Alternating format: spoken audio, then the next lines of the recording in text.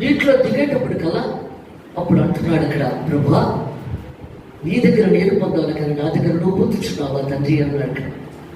లేఖనాల ప్రకారం ఇలా జరగాలని జరగపోయి, అంటే బైబిల్ వచనాలు లేఖనాలు, ఎందుకంటే వాక్య ప్రకారంగా జరగాలి అక్కడ. అందుకు మాట్లాడుతున్నాడు అక్కడ.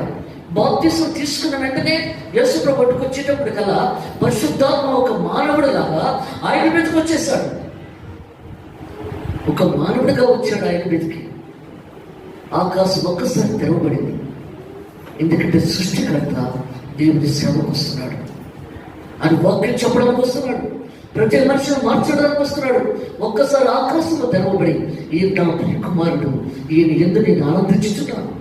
ఎందుకు ఆనందపడుతున్నాడు ఆయన? యెహోవా దేవుడు తన బిడ్డల కోసం తన రక్తము ప్రాణము సమస్తం ఇచ్చేస్తున్నాడు ఆయన యేసు ప్రభు. అందుకు ఆనందపడుతున్నాడు అక్కడ.